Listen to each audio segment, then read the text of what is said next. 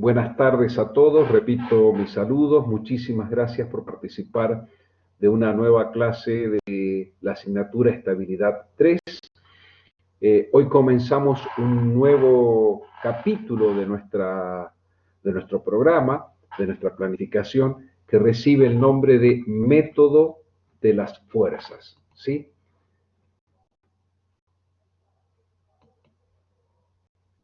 Para poder enfrentar este método, debemos comenzar definiendo un par de teoremas muy sencillos. El primero que vamos a ver recibe el nombre de teorema de los trabajos recíprocos o teorema de Betti. Betti es el apellido del ingeniero italiano que lo desarrolló a fines de 1800. A ver, vamos a tratar de entenderlo, es bastante sencillo. Lo que está dibujado aquí, que yo estoy señalando, es un cuerpo elástico. Un cuerpo elástico es aquel que, sometido a la acción de fuerzas, se deforma y que cuando yo retiro esas fuerzas, vuelve a recuperar su forma original. Esa es la definición de un cuerpo elástico. Bien. Imaginemos que a este cuerpo elástico le aplicamos una serie de cargas, que en este caso están de color rojo bordó, llamadas cargas P1. ¿Sí? Estas cargas P1, actuando sobre este cuerpo, van a originar reacciones de vínculo y van a originar deformaciones. ¿Sí? Al deformarse este cuerpo, algunos de los puntos de aplicación de las fuerzas activas o reactivas se moverán. A esos desplazamientos vinculados a los puntos de aplicación de las fuerzas le vamos a llamar, en este caso, desplazamiento de los puntos de aplicación del sistema de cargas 1 provocado por las cargas 1. Entonces, el primer subíndice hace referencia a qué puntos estoy hablando y el segundo subíndice quién provoca. Toda vez que hay la acción de una fuerza por una distancia, en este caso por un desplazamiento, se produce un trabajo. El trabajo que se ha originado en este cuerpo ante la aplicación, en primer lugar, de las cargas P1 y la generación de las deformaciones delta 1,1, recibe el nombre de trabajo L1,1. ¿Está comprendido lo que pasó en este primer cuadrante del dibujo? Bien. Ahora, a este cuerpo cargado con las fuerzas de color rojo, le aplicamos un nuevo sistema de cargas llamado P2, que aquí están identificadas con flechas azules. En este caso se reacomodan, aparece una modificación de las reacciones de vínculo, ¿sí? Y hay nuevos desplazamientos a considerar. Las cargas 1 que ya existían sufren corrimientos de sus puntos de apoyo debido a las cargas 2. Recuerden, el segundo subíndice indica la causa. Y también para las propias cargas P2 se producen desplazamientos originados por ellas mismas, que reciben el nombre de delta 2,2. Por lo tanto, las cargas que ya estaban 1, a lo largo de los desplazamientos 2, producirán un trabajo L1,2. Y las cargas 2, ante los desplazamientos que ellas mismas han provocado en estas circunstancias, generan un trabajo 2,2. ¿Se entendió lo que pasó en este cuadrante inferior izquierdo?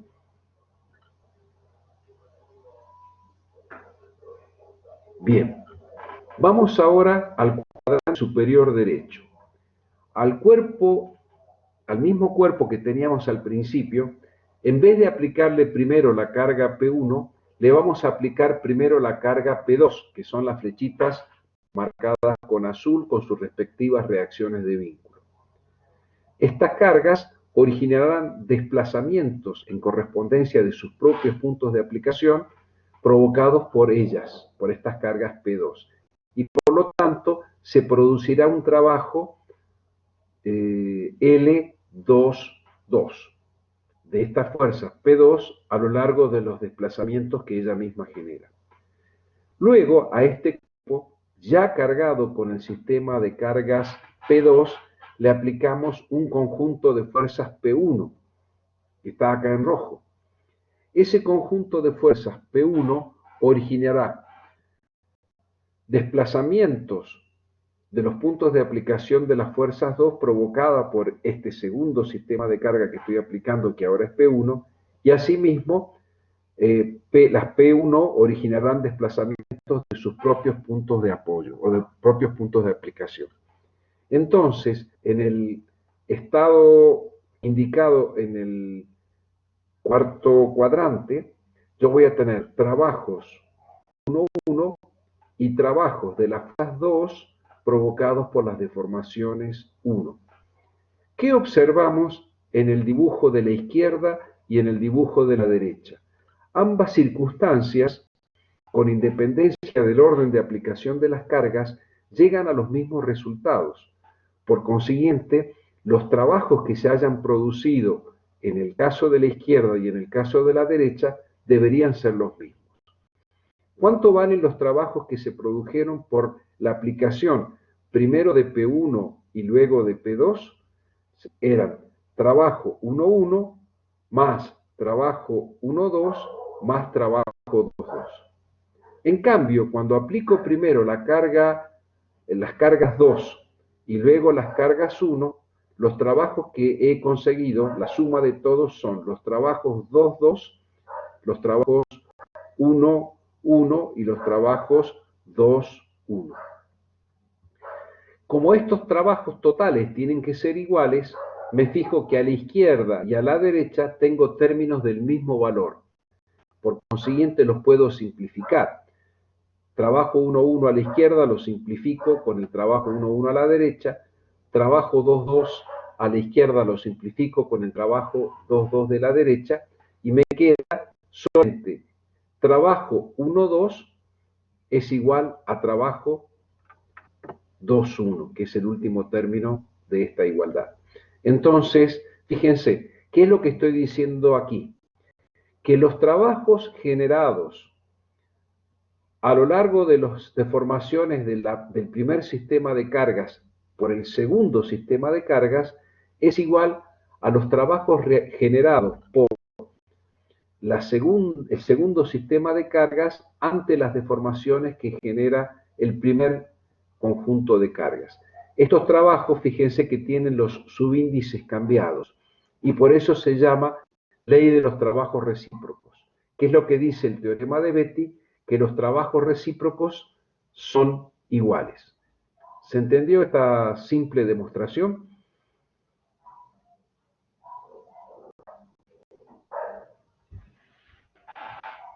Ok, bien. Usando el teorema de Betti, si en vez de considerar conjuntos de fuerzas P1 o P2, tomáramos fuerzas unitarias, una sola y unitaria, entonces podemos enunciar el teorema siguiente, que es el teorema de Maxwell. Este Maxwell es el mismo James Clerk Maxwell de las leyes del electromagnetismo, ¿sí? Y se llama ley de los desplazamientos recíprocos. Es decir, vamos primero a la conclusión. Los desplazamientos recíprocos provocados por cargas unitarias valen lo mismo. Esa es la conclusión a la que debo llegar. Y si ustedes se fijan, es muy parecido a lo que hicimos recién. Imaginemos sobre una estructura elástica dos puntos, 1 y 2. Sobre el primer punto vamos a aplicar una carga P1 de valor 1. Esta carga va a producir una deformación y en los dos puntos que yo estoy estudiando se llaman delta 1,1 y delta 2,1. Recuerden que el primer subíndice me indica dónde y el segundo subíndice me indica quién lo provoca.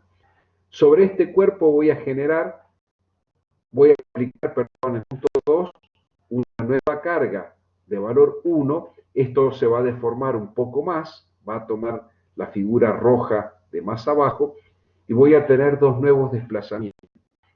El desplazamiento delta 2, es decir, en el punto 2 generado por la fuerza 2, y el delta 1,2, que es el desplazamiento en el punto 1 provocado por la segunda fuerza.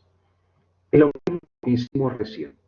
Voy para acá, ahora empiezo colocando primero la carga P2 igual a 1, con lo cual conseguiré el desplazamiento delta 2,2 y el desplazamiento vertical del punto 1 generado por la segunda carga. Ahora aplico en el segundo paso, en el punto 1, una nueva carga, P1 igual a 1. Entonces voy a tener una nueva deformación, que será en este caso delta 1,1 porque la provocó 1 y delta 2,1 porque la provocó 1. Estas deformaciones son iguales y los trabajos también son. O sea, el trabajo que tengo a la izquierda es igual al trabajo que tengo a la derecha.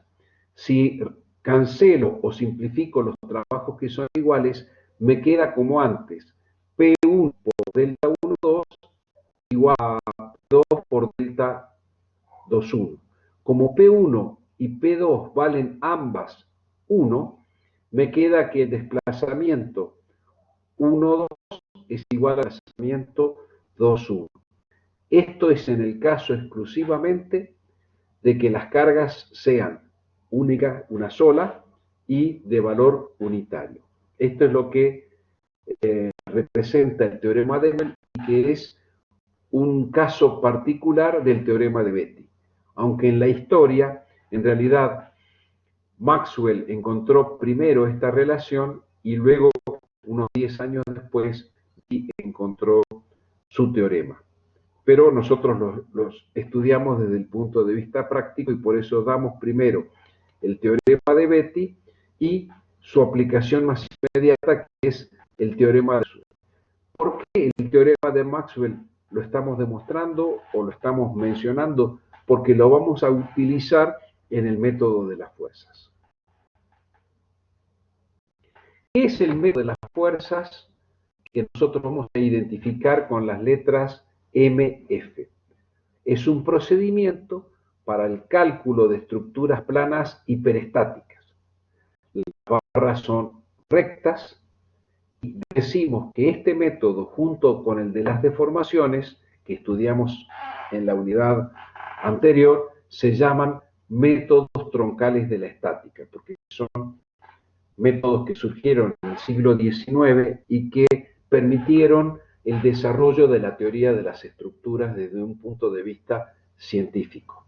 ¿Sí? Recuerden que lo que nosotros vimos, el método de las rigideces, es bastante más nuevo porque su configuración exige una cantidad, un volumen de cálculo mucho más importante.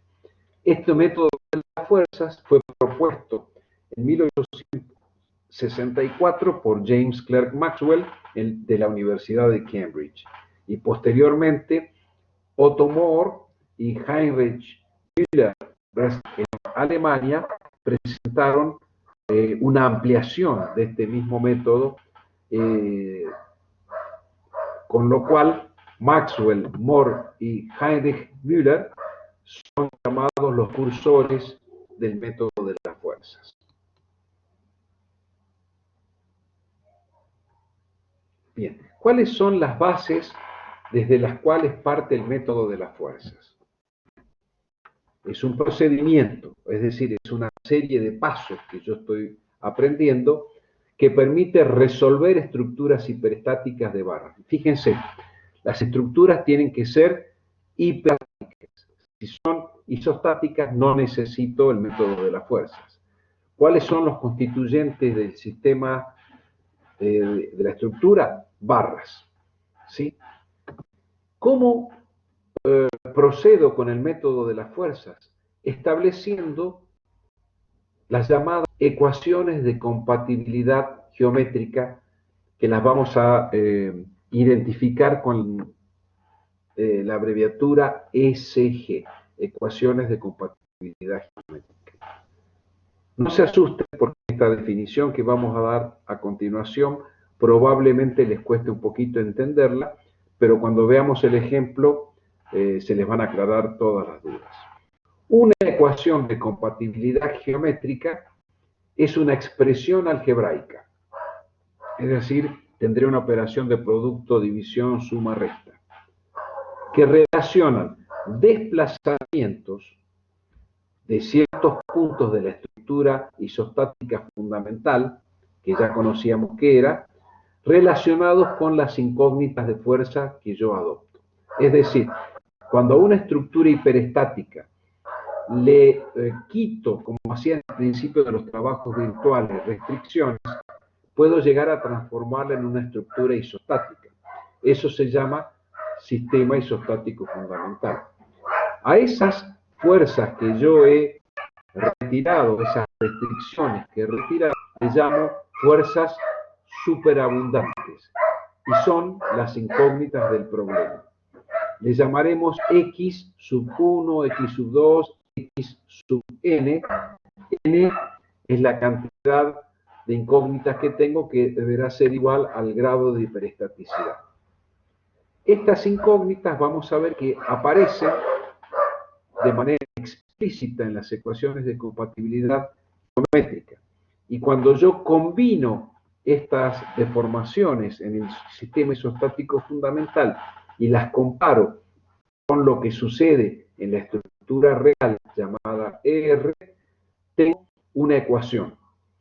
Cada una de esas igualdades en conjunto representa un sistema de n ecuaciones simultáneas con n incógnitas. Las incógnitas son estas fuerzas que yo elijo, x1, x2, xn, tal como hicimos en el principio de los trabajos virtuales. Cuando hemos encontrado estas incógnitas x y, las reacciones de vínculo y los esfuerzos internos finales se pueden conseguir aplicando el principio de superposición de efectos. ¿Por qué hemos puesto acá desplazamientos generalizados? Porque las deformaciones a las cuales nosotros vamos a hacer referencia son corrimientos horizontales, verticales, oblicuos o giros de ciertos puntos de la estructura. ¿Está claro? Por eso le ponemos el nombre de desplazamientos generalizados. Bien, una vez que terminemos de dar el tema, volvemos a esto que acabamos de escribir y van a ver que lo entienden de cabo a rabo. ¿Cuáles son los pasos o etapas del método de las fuerzas? Decimos que el método de las fuerzas comparte con el principio de los trabajos virtuales los primeros pasos. Lo primero que tengo que hacer, una vez que está definida la estructura en forma, materiales y carga, es decir, que ya está predimensionada y sé cuáles van a ser las cargas que van a actuar sobre ella, es evaluamos su hiperestaticidad. Entonces vamos a determinar el número G sub E. Los llevo de vuelta al principio de los trabajos virtuales. Con la estructura real, le quito a ella un conjunto de restricciones igual a el número GE y por lo tanto podemos adoptar un sistema isostático fundamental y en él vamos a poner de manifiesto o evidenciar, como dice acá, las incógnitas X y. Luego, como hicimos en el principio del trabajos virtuales, vamos a resolver sucesivamente el sistema isostático fundamental en el estado 0, en el estado 1, en el estado 2, que son los valores que se corresponden a x1, x2, xn igualados a 1. Entonces, en el estado 0, al isostático fundamental lo cargamos solamente con las cargas exteriores y obtenemos las reacciones de vínculo y los esfuerzos internos que corresponden a este estado 0.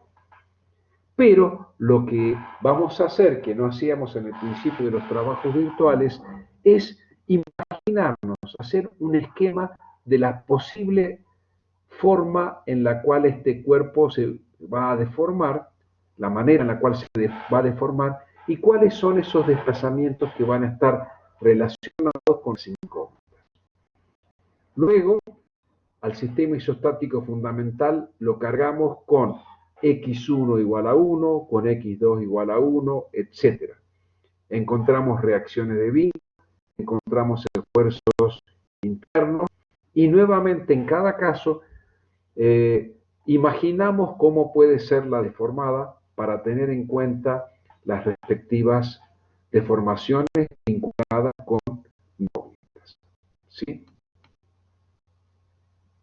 Con esto, aquí se produce el divorcio, la separación, la diferenciación entre el método de las fuerzas que estudiamos y el principio de los trabajos virtuales.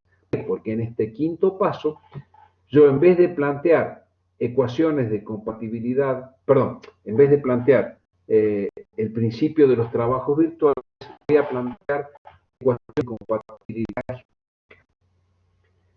¿Cuántas ecuaciones voy a tener? Tantas cuantas incógnitas tenga el problema.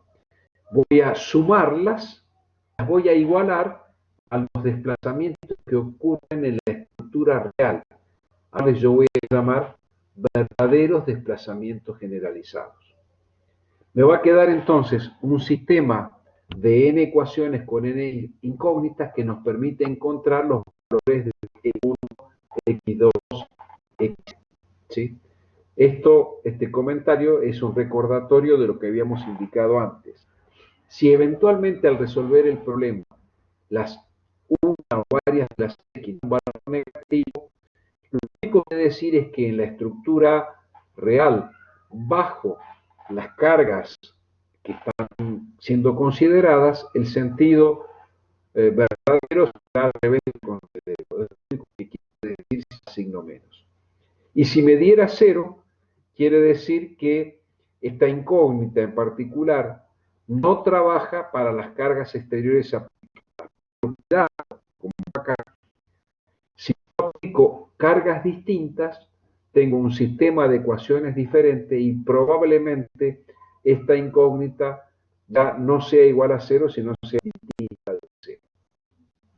Encontradas x1, x2, xn, aplicamos el principio de superposición de efectos para encontrar las reacciones de vínculo finales y los efectos internos finales.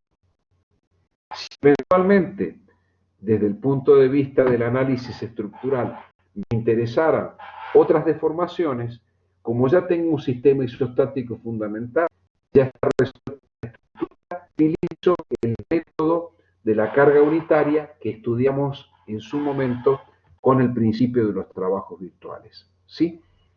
Entonces, la diapositiva anterior a la cual estamos regresando tiene los mismos pasos del principio de los trabajos virtuales. La diapositiva 2 es donde yo tengo la diferencia solamente en el punto 5, es decir, las ecuaciones que me van a quedar. ¿Sí? No se preocupen si esto no lo han podido retener en detalle, lo que pasa es que lo tenía que escribir para que ustedes puedan volver sobre esto una vez que hayamos hecho el ejemplo práctico.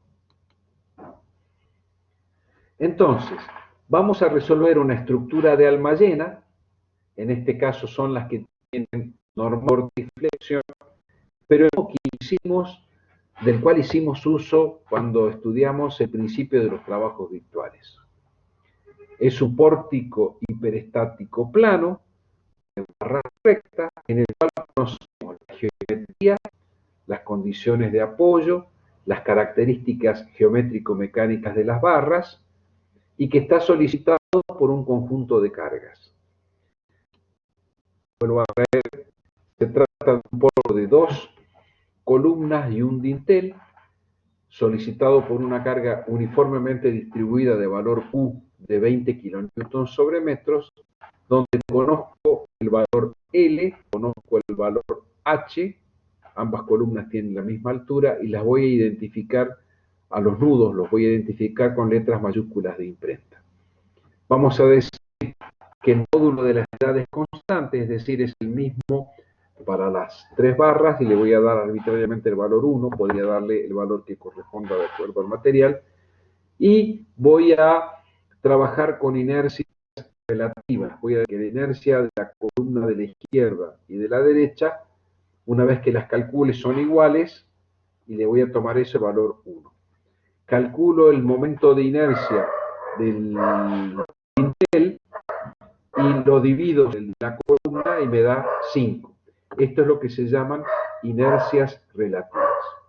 Esta estructura que está dibujada acá es la llamada estructura real. El apoyo A es un empotramiento perfecto y el apoyo B es un apoyo fijo. ¿Hasta acá vamos bien, chicos? Bien. Como hicimos antes, primer paso, evaluar la hiperestaticidad G sub E. Lo podíamos hacer a través del análisis de vínculos exteriores e interiores existentes y necesarios, o podíamos aplicar la fórmula que siempre recomiendo, que es la que habíamos dado en una de las primeras clases. 2 veces el número de barras empotradas, más 2 veces el número de barra empotrada articulada, más una vez la cantidad de barras articulada, menos el número de restricciones, y me da 2. O sea, ambos análisis me dan 2.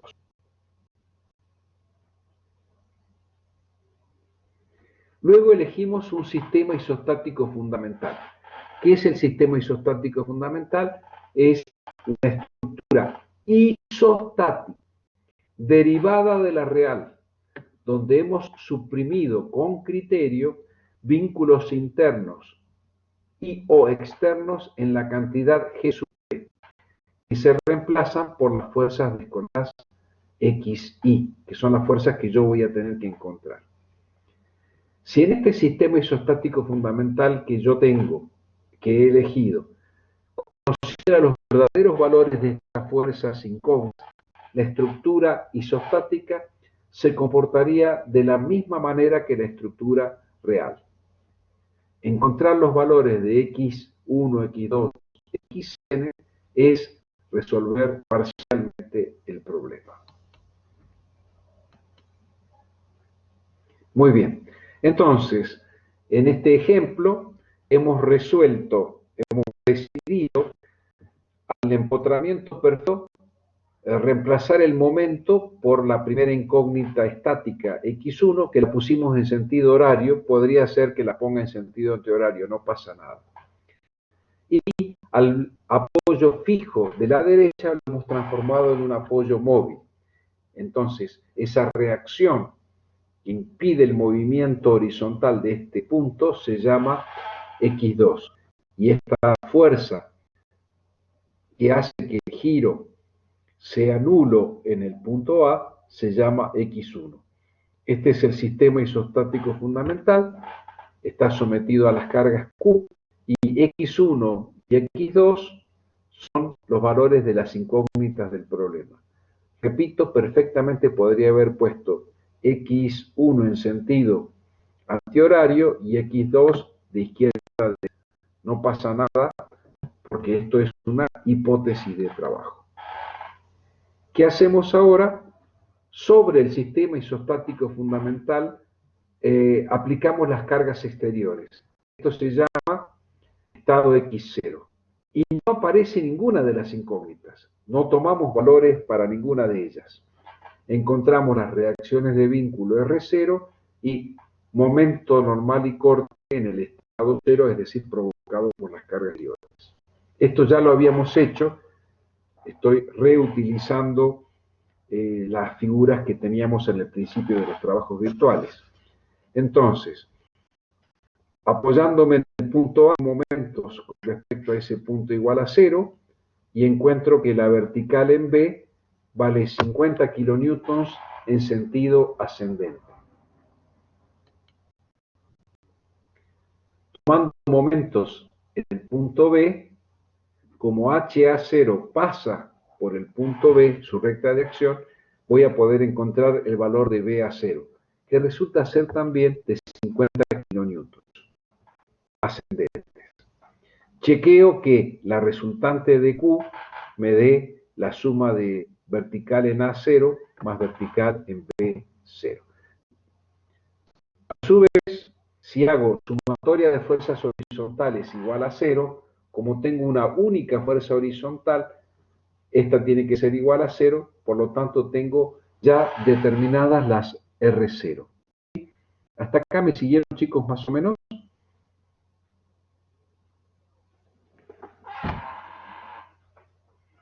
Sí, esto ya lo habíamos visto, supongo que más o menos está comprendido. Bien, ¿qué hago ahora que tengo las reacciones de vínculo? Los diagramas. El diagrama de fuerzas de corte, el diagrama de esfuerzos normales y el diagrama de momentos. ¿Se acuerdan que habíamos demostrado, no voy a perder el tiempo en esto, en que las columnas tenían las dos corte nulo y la viga tenía un corte que variaba linealmente, era una variación triangular. Recuerden que yo les pido que utilicen siempre la doble flecha.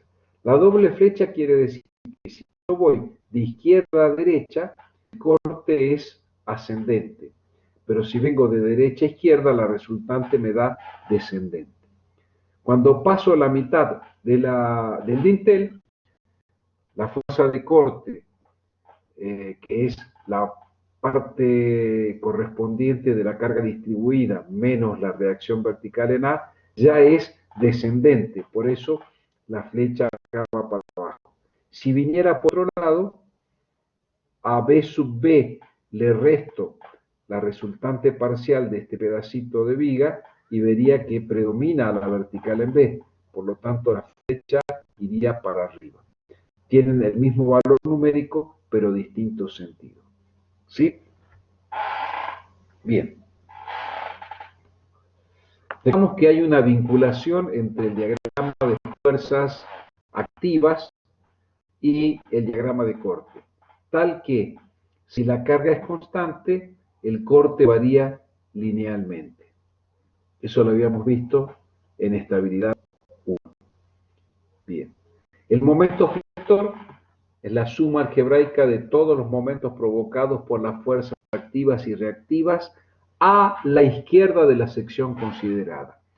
Yo arbitrariamente, para hacer este análisis, voy a tomar el sentido positivo horario y voy a encontrar que a lo largo de la columna AC, como solamente tengo una fuerza aplicada baricéntricamente, no hay momento.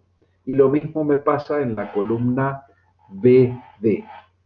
Y la variación del diagrama de momentos originado por una carga uniformemente distribuida es parabólica. En este caso, como arranco de 0 y termino en 0, el valor en el medio es Q por L cuadrado sobre 8, ¿sí? Que es 62,5 kilonewtons por metro en este caso. ¿Preguntas?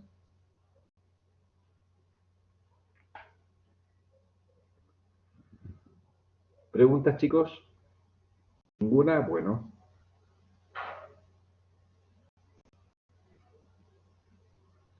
¿Cómo es el diagrama de esfuerzo normal? La suma de las fuerzas activas y reactivas a la izquierda de la sección que concurren o salen de ella. Si concurren a la sección son de compresión, si salen de la sección son de tracción. Y nosotros arbitrariamente le damos signo menos a la compresión y signo más a la tracción. Podría ser al revés. Esto es una convención. ¿Qué es lo que vamos a imaginarnos ahora? ¿Cómo se deforma la estructura? En negro está la estructura original.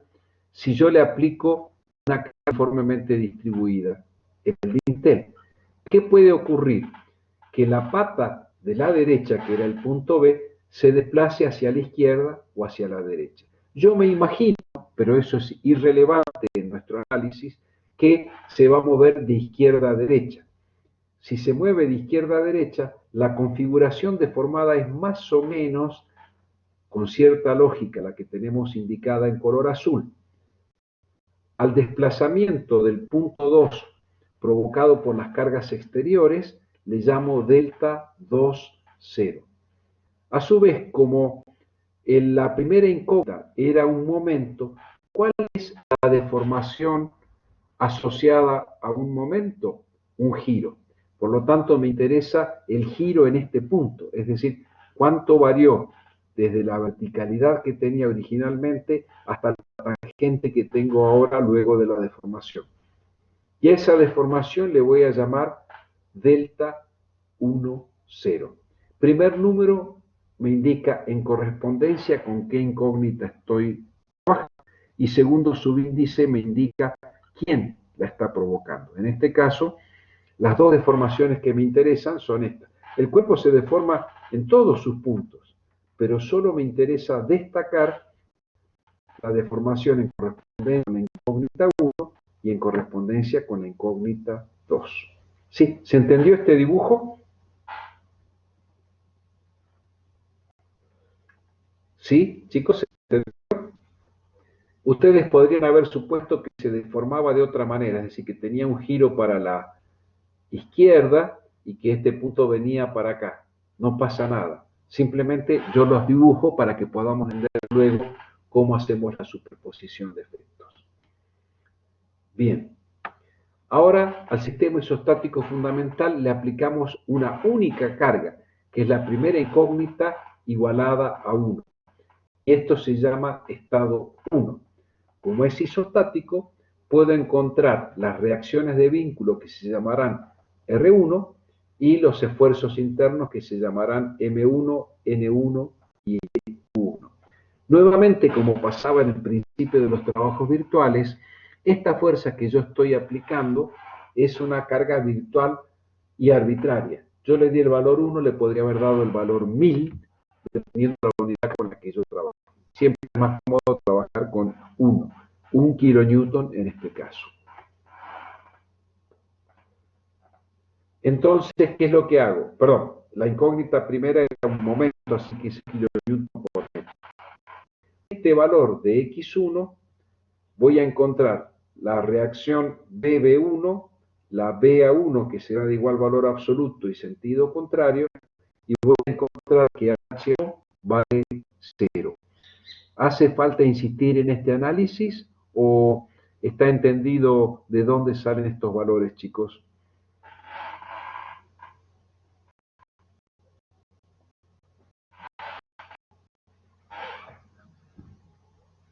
¿Está claro de dónde sale este conjunto? Perfecto. Estas se llaman reacciones R1. Entonces, ¿qué es lo que hago? Voy a encontrar los internos, corte, normal y momento. En este caso, como HA1 era 0, en esta columna AC corte es 1. Cuando analizo el dintel, lo que tengo de izquierda a derecha es la reacción B sub A1, que era descendente y valía 0,20. Si vengo por la derecha, sería la otra reacción. El corte es constante. Si el corte es constante, el momento variará linealmente. Fíjense que ahora yo voy a dibujar el diagrama de momentos. Lo dibujamos siempre del lado de la fibra traccionada. Si ustedes utilizan alguna otra bibliografía, y yo les decía particularmente la bibliografía mexicana, la bibliografía norteamericana, suelen utilizar una convención de signos distinta a la nuestra y no dibujan del lado de la fibra traccionada, sino le ponen un signo positivo o negativo según sea horario o antihorario. Yo entiendo que ustedes comprenden que este valor es tracción en la fibra interior y se mantiene uniforme. Cuando llego al dintel, este momento que yo tengo empieza a disminuir. ¿Por qué? Porque empieza a aparecer la influencia de la B sub A, que era descendente, multiplicada por el brazo de palanca. Y por consiguiente, lo que tendría sentido horario se opone al momento 1 horario y por eso va disminuyendo. Y si hago la cuenta en este punto, me da 0. Trasladado 0 y Acá tengo una reacción vertical, no más, no hay corte y por consiguiente el momento en la columna BD es 0.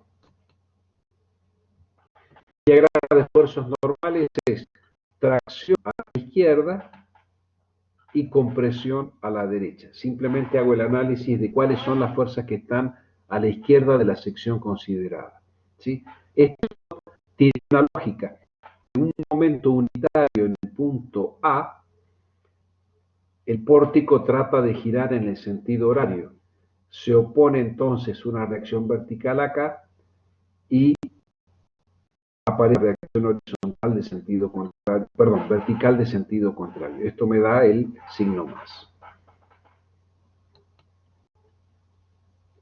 Ahora, como yo en un momento x1 igual a 1 kN por metro, yo me voy a imaginar que la estructura se deforma de esta manera. Es la manera en la cual en la realidad el isostático fundamental se deformaría. No lo sé, simplemente hemos hecho una estimación de la deformación con un cierto criterio lógico y diríamos que voy a tener una deformación en correspondencia con la incógnita 1 dado por x1 igual a 1, es decir, estoy en el estado 1. Y esta deformación, que es un corrimiento de izquierda a derecha, se llamará desplazamiento en correspondencia con la incógnita, que es una fuerza horizontal, provocado por x1 igual a 1. ¿Sí? ¿Se entiende esto? Esto es lo que es distinto de lo que veníamos viendo. Ahora, no estudio trabajos, estudio deformaciones. Fíjense, en el método de las fuerzas, estudio deformaciones. En el método de las deformaciones, hago equilibrio de momentos o equilibrio de fuerzas en los paneles. ¿Sí? ¿Se entendió este dibujo, chicos?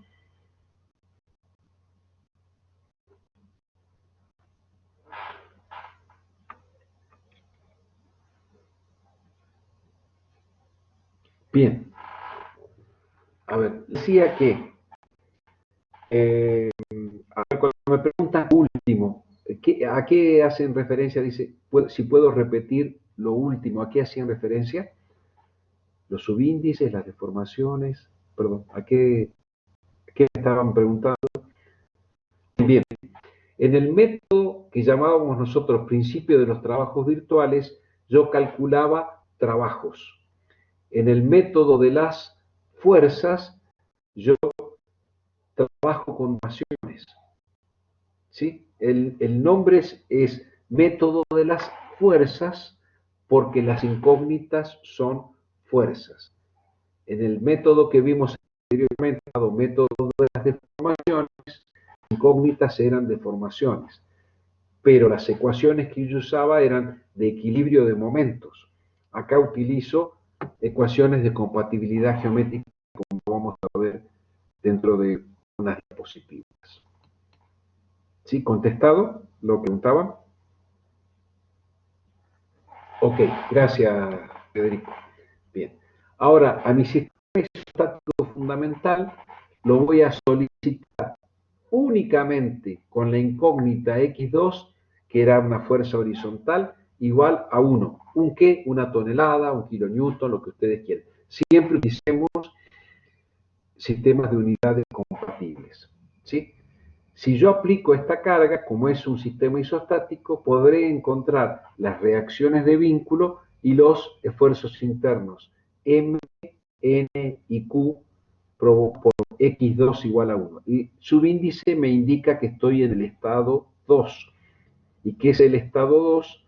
La incógnita X2 igualada a 1. Entonces, conseguimos, fíjense, yo había supuesto que X2 iba de derecha a izquierda, me aparece una reacción horizontal en el punto A igual a 1, y tanto BA2 como BB2, perdón, acá dice BB1 es BB2, esto tengo que corregirlo, corríjanlo si llegan a imprimir, valen 0.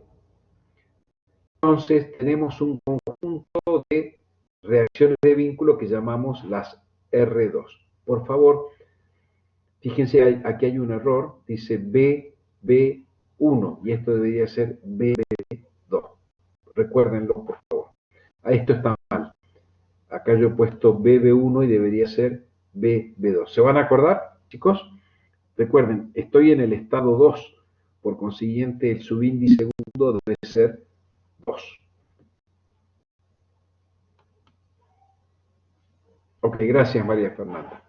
Nuevamente hacemos el análisis de la fuerza de corte, que es constante en ambas columnas y nula en el dintel. ¿Por qué? Porque el corte se define como la suma de las fuerzas paralelas a la sección considerada, activas y reactivas,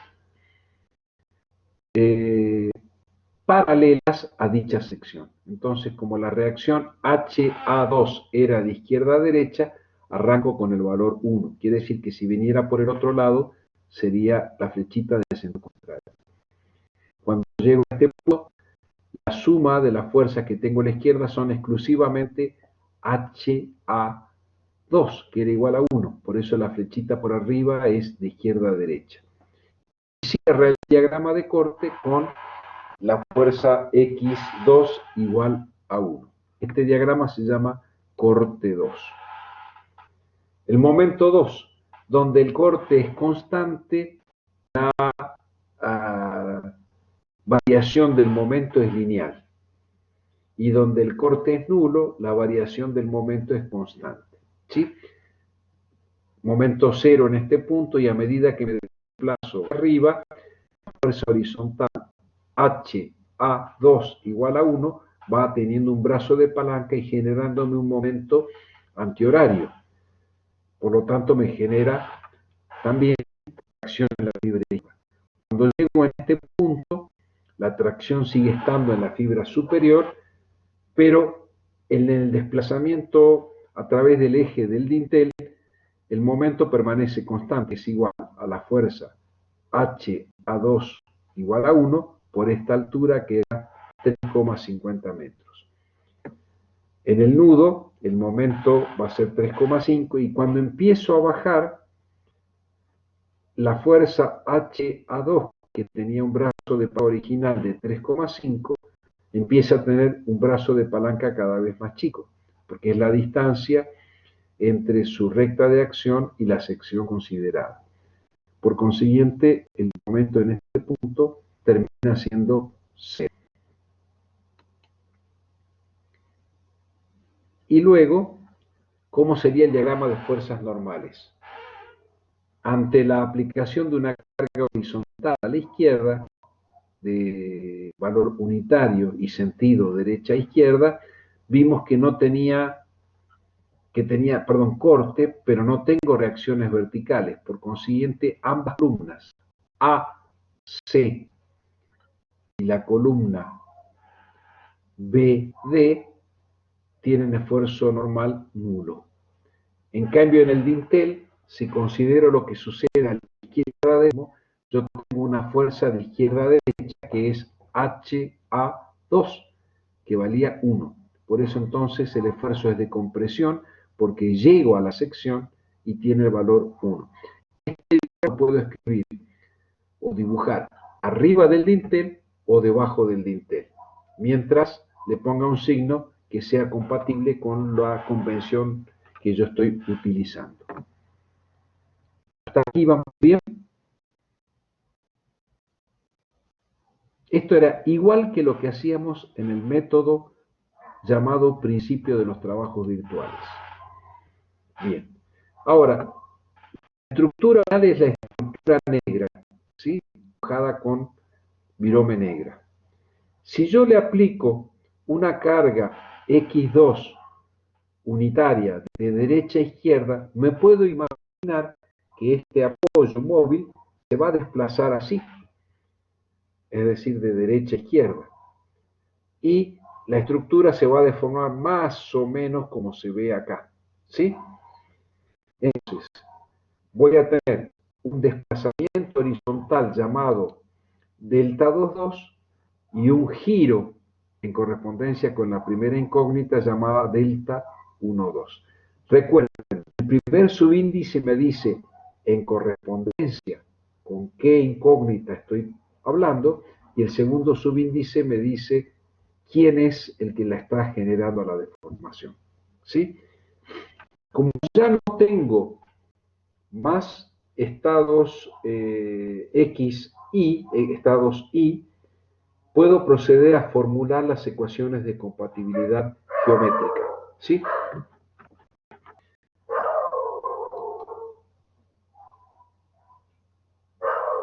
Esta es la clave del problema y es lo que vamos a hacer ahora. Fíjense, ¿cuál era la incógnita 1? El giro, el momento en el punto A. ¿Cuál es la deformación que se corresponde con un momento? Un giro. Entonces, ¿cuál es la superposición de efectos que vamos a hacer?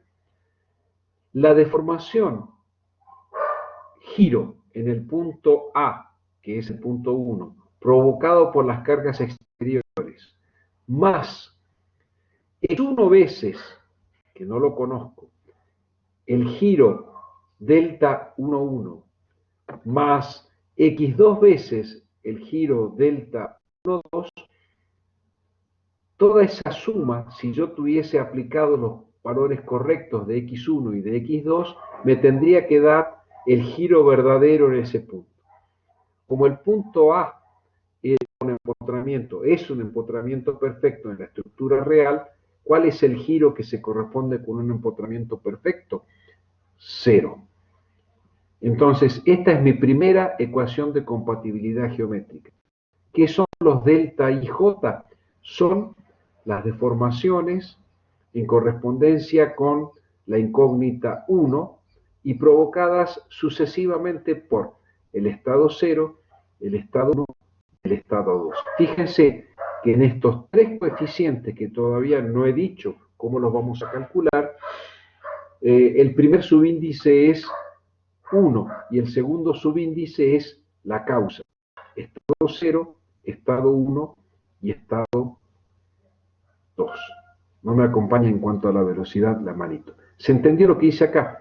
A este giro más este giro multiplicado por x1 más este giro multiplicado por el valor de x2 me tendría que dar una vertical, porque este era un empotramiento perfecto. Por eso lo igualo a 0.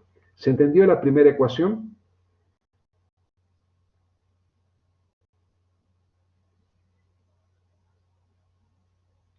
Bien, bien. Vamos a la segunda ecuación de compatibilidad geométrica. ¿Qué es lo que estoy compatibilizando? Las deformaciones en la estructura isostática con las deformaciones en la estructura real. ¿Cuál era la incógnita x2? Una fuerza horizontal. ¿Cuál es el desplazamiento generalizado que se corresponde con una fuerza horizontal? Un corrimiento horizontal. Entonces, la superposición de efectos que tengo que hacer es la siguiente.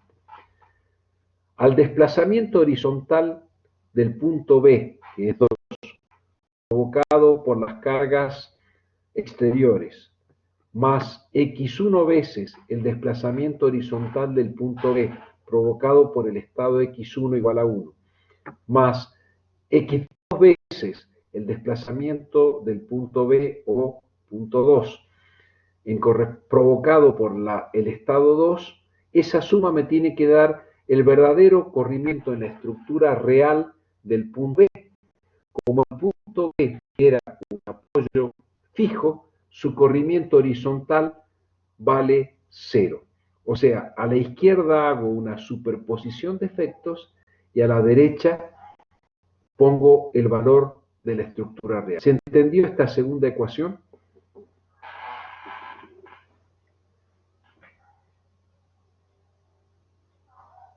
Debería tener unos 14 sí, más o menos. Tengo 2 nada más, ¿sí? O tengo 12 durmiendo o tengo 12 que no han entendido. Bien, bueno. Por eso les pregunto, chicos, porque quiero saber si me entienden y están atentos. Fíjense que este es un sistema de dos ecuaciones, con las incógnitas x1 y x2. Ahora ustedes me van a decir, ¿y cómo calculo estas deformaciones delta 1,0, delta 1,1, delta 1,2, delta 2, delta 2,1 y delta 2,2. Y ahí viene en mi auxilio el método de la carga unitaria. El método de la carga unitaria dice que una deformación en una estructura isostática puedo calcular aplicándole en ese punto una fuerza virtual unitaria. En el caso de las estructuras de alma llena, eso era lo mismo que la integral del momento I de las cargas por el momento J dividido E por I, todo diferencial de X.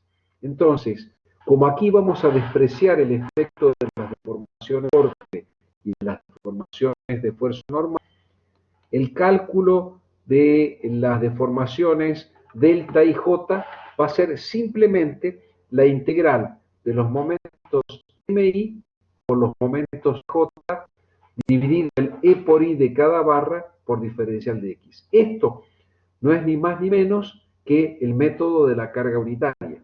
Y 1 por cualquier deformación me da la deformación. Entonces, para calcular delta 1, 0, tengo que hacer la integral del momento 1 por el momento 0. Esos diagramas de momentos ya los tengo, ¿sí? ¿Se acuerdan que tenía un diagrama en la columna de la izquierda?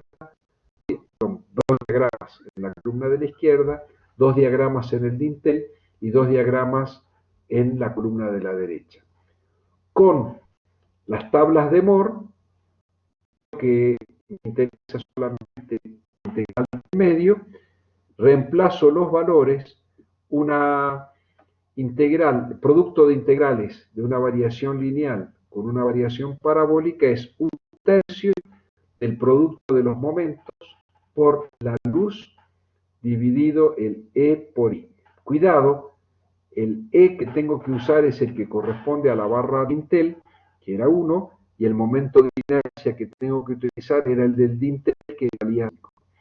Reemplazando los números, eso me da 20,833. Este es el delta 1, 0, que es el primer coeficiente. Ahora calcularé delta 1, 2, delta 1, 1, delta 1, 2, delta 2, 0, delta 2, 1 y delta 2, 2, que serán nuevas de productos de diagramas de momentos. Entonces, el delta 1, 1 será mi integral de M1 por M1, es decir, será la integral del diagrama por sí mismo, con lo cual, viendo tramo a tramo o barra por barra y aplicando las ecuaciones, las tablas de Moore, consigo el número 3,833. ¿Se entendió de dónde salió este delta 1, 2? Son las deformaciones en correspondencia con la incógnita 1 provocado por el estado 1. Y el estado 1 era x1 igual a 1. ¿Sí? ¿Ok, chicos?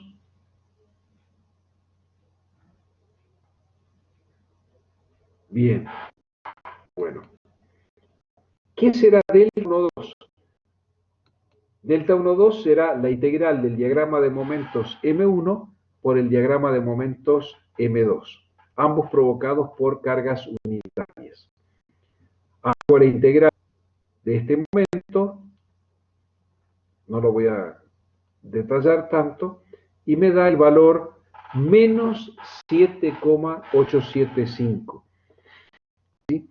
Fíjense, como M1 por M2 es igual a M2 por M1, esta integral se llama delta 2,1 y esta integral se llama delta 1,2.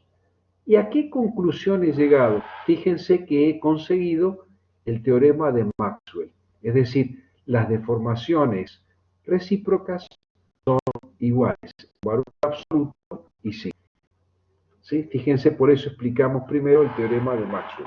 O sea, ni falta hacía que yo me fijara en el orden de los factores de esta multiplicación. ¿A qué será igual delta 2, 0? Será la integral del diagrama M0 por el diagrama M2. Haciendo la integración en la barra de la izquierda vertical, en el dintel y en la columna de la derecha, veo que no son nulos, solo es no nulo la integral del medio, que me da menos 145,833.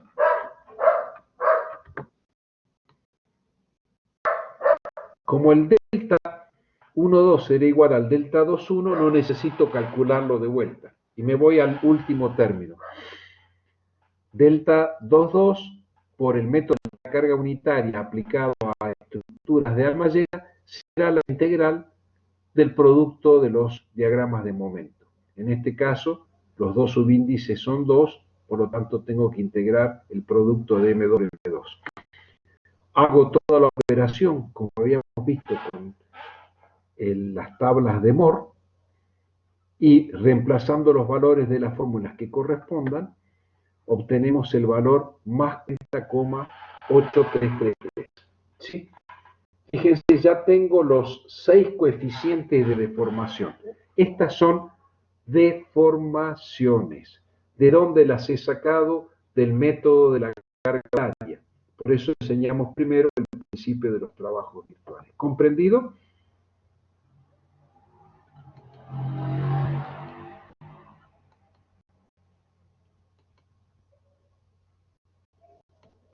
¿Qué es lo que he hecho entonces?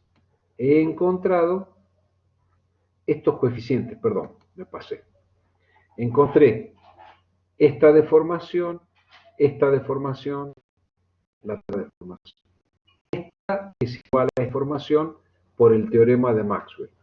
Esta deformación está provocada por las cargas exteriores y estas deformaciones están provocadas por los valores unitarios de las incógnitas. Entonces, ¿qué es lo que consigo? Un sistema de ecuaciones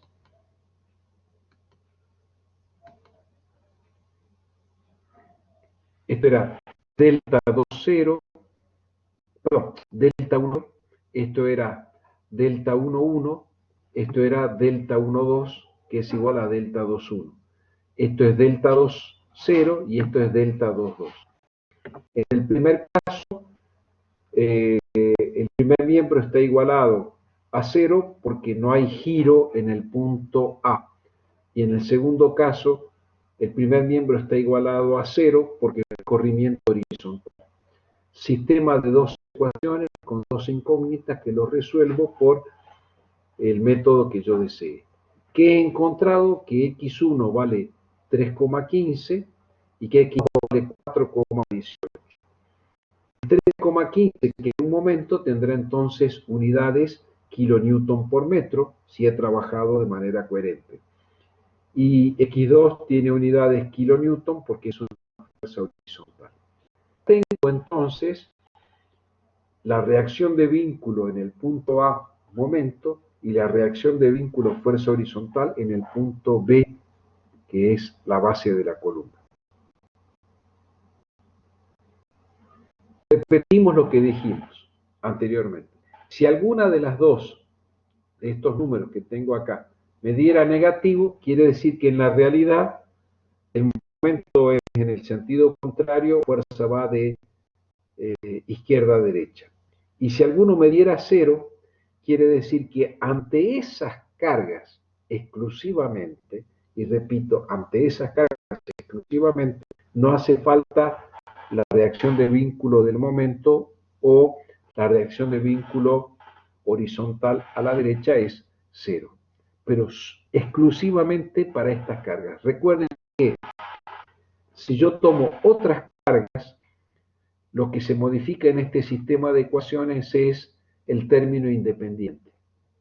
Los términos delta 1,1, delta 1,2, delta 2,1 y delta 2,2 dependen del isostático fundamental que yo considere. En cambio, los términos primeros de ambas ecuaciones dependen de las cargas. Y por eso es que yo digo, si las cargas son distintas, el sistema de ecuaciones es distinto y esto puede ser otros valores. ¿Comprendido?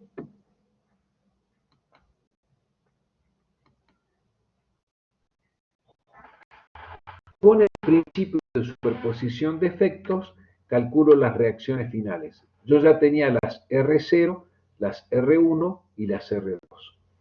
Las multiplico a las R1 por el verdadero valor de X1 y a las R por el verdadero valor de X2 y tengo las reacciones finales que serán vertical horizontal a la izquierda, vertical a la derecha y X1 ya el valor del momento en A y X2 es el valor de la reacción horizontal en B. Y con eso también puedo construir el diagrama de corte, el de momento y el de esfuerzo normal. Esto se llama principio de superposición de efectos.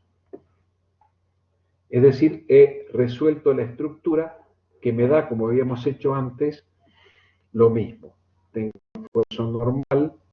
Fíjense que en la convención, perdón, este es corte. Acá me dice que el corte es menos 4,18, pero yo no sé si eso es de izquierda a derecha o de derecha a izquierda. ¿Sí? Yo me imagino que es de izquierda a derecha. Y acá el corte es vertical ascendente y acá es vertical descendente. Este es el diagrama de momentos. Tengo un momento acá que era X1, un momento en el nudo, y ya no es cero como pasaba en el isostático, un momento en el medio de la estructura, un momento en este nudo que tiene que ser a la izquierda y a la derecha en el mismo momento, y tratarse de un apoyo fijo, el momento acá es cero. Y el diagrama de esfuerzos normales me da compresión a la izquierda, compresión a la derecha y compresión en el dintel. Si yo desease encontrar cuánto se mueve el dintel de izquierda a derecha o de derecha a izquierda, aplico el método de la carga unitaria. Pondría, por ejemplo, una carga en el isostático fundamental de partida de izquierda a derecha, encontraría ese diagrama de momentos y lo integraría a ese diagrama multiplicado por este diagrama. Con lo cual tendría la deformación de izquierda a derecha o de derecha a izquierda que sufre el dintel. Si quisiera encontrar cuánto rota el nudo A o el nudo B, coloco un momento allí unitario en el isostático fundamental, calculo las reacciones de vínculo, calculo fundamentalmente el diagrama de momentos e integro barra por barra ese diagrama de momentos con este. Y ese será el giro que tendré aquí a la izquierda. Si quiero encontrar el giro a la derecha, coloco un momento unitario en ese punto, consigo en el isóscopo fundamental las reacciones de vínculo, los diagramas de corte, normal y momento, e integro barra por barra los dos diagramas que tengo, de la estructura real y de la estructura con la carga unitaria, y tengo la deformación que estoy buscando. ¿Sí? Es decir, el método de las fuerzas es un método muy parecido al principio de los trabajos virtuales, pero la diferencia básica está en que en este punto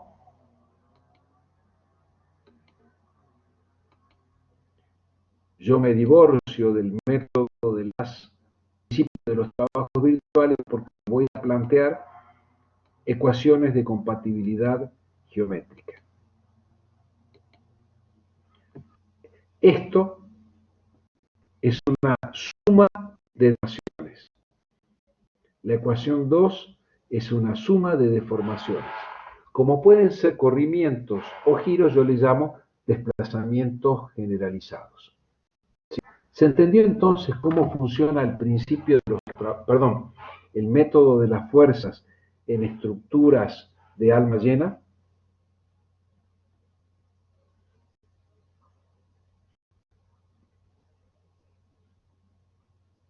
Ok, entonces, para terminar lo de hoy, volvamos al principio, ¿sí? Y ahora que supongo que han entendido, vamos a ver esa definición que dimos previo. en la diapositiva 3.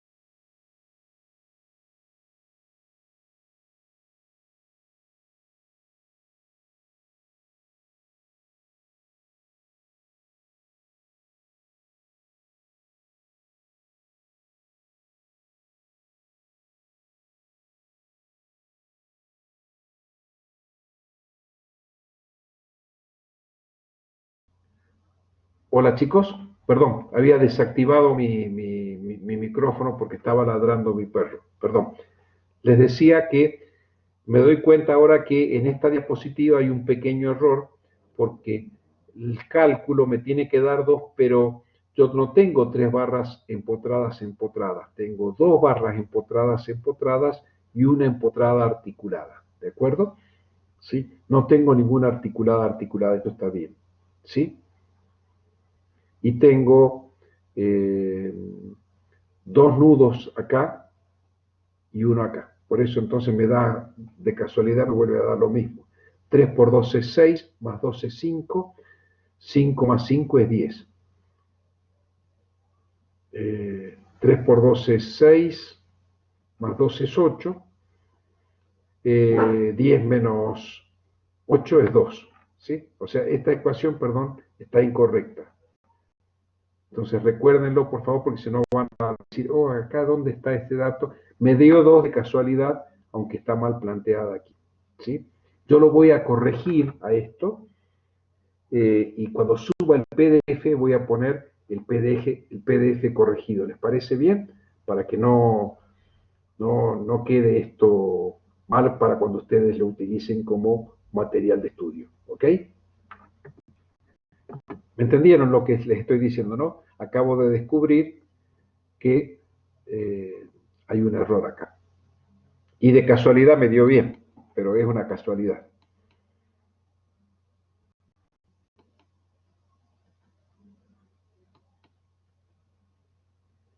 Entonces, los pasos. Primero, calculo G sub E. Calcúlenlo bien. Elijamos un sistema isostático fundamental y evidenciemos las incógnitas de ese problema.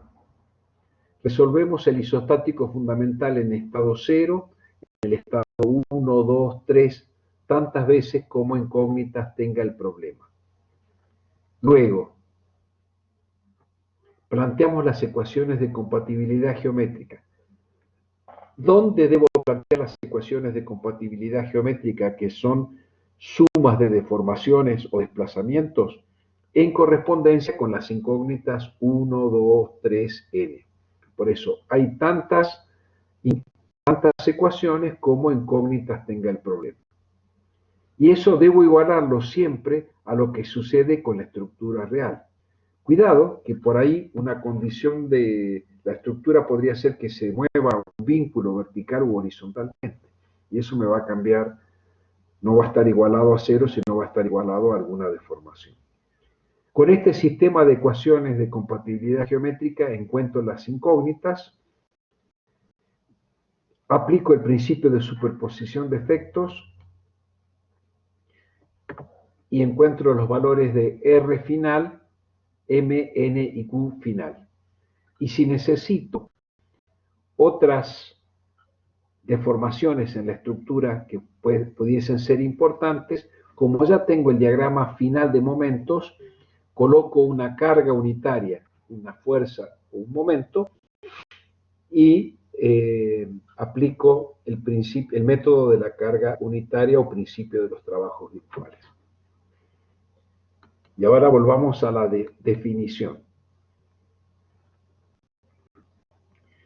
El método de las fuerzas es un procedimiento para resolver estructuras hiperestáticas de barras a partir de ecuaciones de compatibilidad geométrica.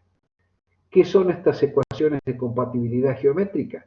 Expresiones algebraicas. ¿Se acuerdan? Era delta 1, 0 más x1 por delta 1, 1 más x2 por delta 1, 2 igual a 0. Son desplazamientos de ciertos puntos. ¿Cuáles puntos? En el isostático fundamental, vinculados o relacionados con las incógnitas de fuerza que yo hubiese asumido. Como aparecen de forma explícita, ¿sí? Cuando yo igualo a 0 o al número que corresponda, me queda un sistema de n ecuaciones con n incógnitas.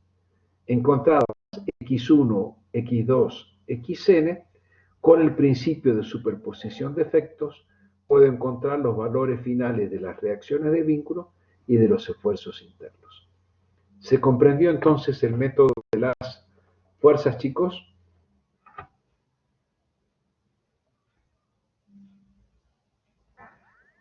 Ok. La próxima clase vamos a ver el método de las fuerzas aplicado a estructuras de tipo reticulado, es decir, que son barras sometidas exclusivamente a esfuerzos de tracción o compresión, las famosas cabreadas. Y luego vamos a ver qué sucede si tengo resortes, que es otro tema importante en el método de las fuerzas. ¿Alguna pregunta, chicos?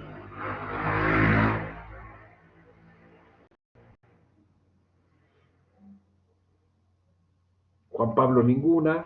Los otros 13, 2 que no tienen preguntas, 3. Bien. Ok. Bueno, chicos, como siempre ha sido un placer estar con ustedes, compartir esta clase. Espero haber sido claro. Perdonen los errores que hay en las diapositivas, que los hemos detectado, los vamos a corregir. Ustedes ya los tienen en cuenta. Y nos vemos Dios mediante. Ustedes con el ingeniero Albarracín o el ingeniero Astorga el lunes y conmigo el próximo miércoles. Les deseo un buen resto de la semana de estudio y un buen fin de semana de merecido descanso. Gracias, chicos.